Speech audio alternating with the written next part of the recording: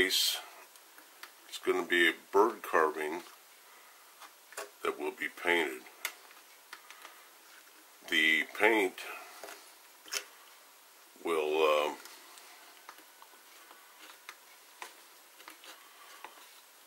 fill in a lot of these small grooves that will give it a texture look.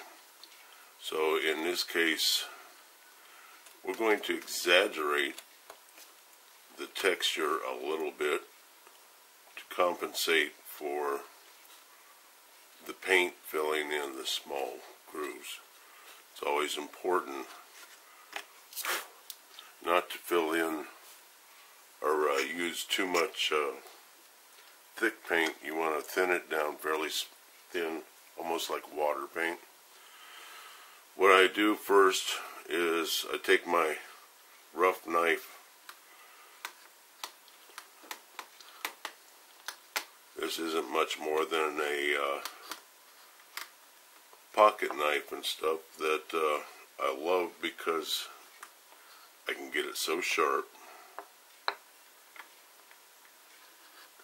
and because it's a sheath knife, I don't have to worry about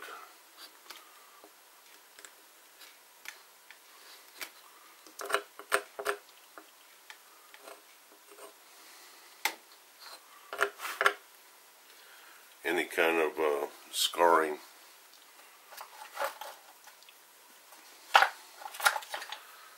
And I take my hawkbill knife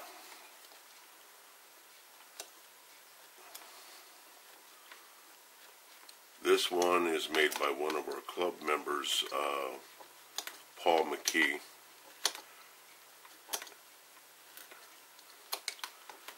Because of my arthritis, I can't grip it very well with the what I call my trigger finger, or my index finger.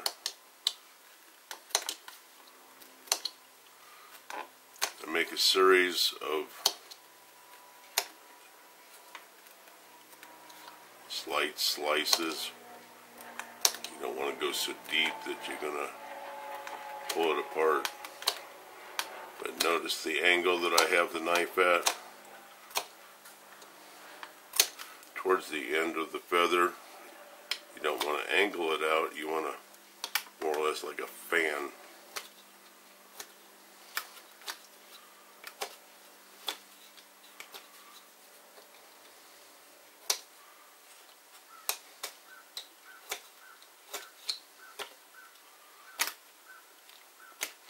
On the other side of the vein that I've constructed here,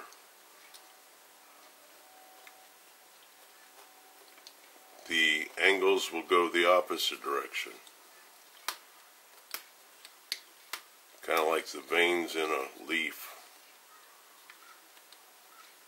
that go away from the center feeder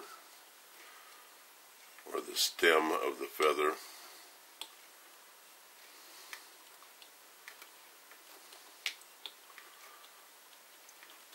And in wood carving,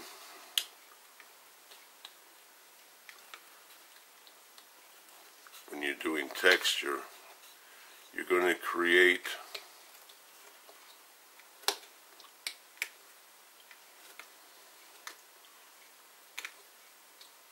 an effect by actually creating shadows. Okay, now that I have made my slices, as you saw before with the hawkbill knife, I was slicing at this angle. Now I'm going to create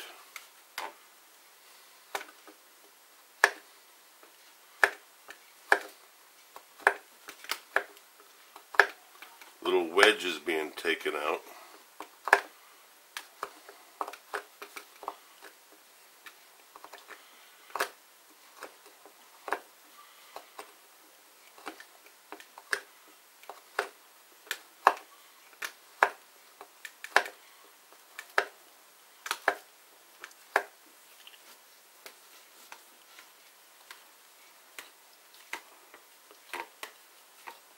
And this creates a raised surface the ridges of the feather.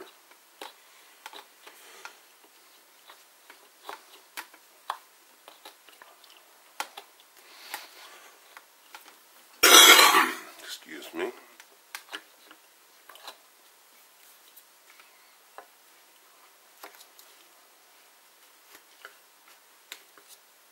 Cut away to the stem.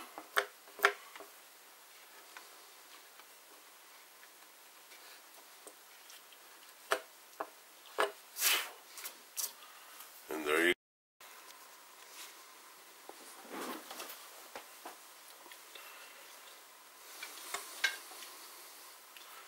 After I do some of the veins in the feather, I take my larger blade knife and I kind of add character or roughness to the feather.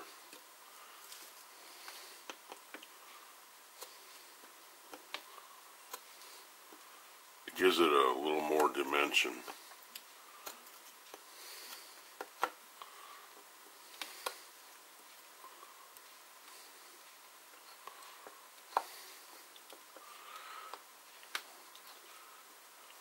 Dan Coppins from Battle Horse Knives made me this knife special, and I love it. When I put on my pants, it's with me.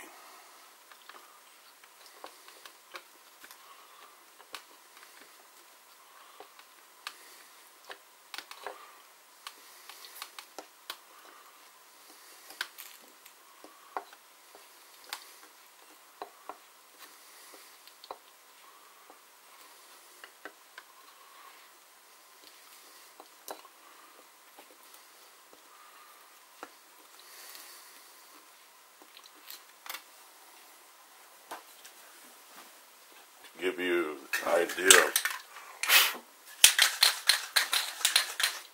of the effect that you get after you apply the paint. I'll show you an area.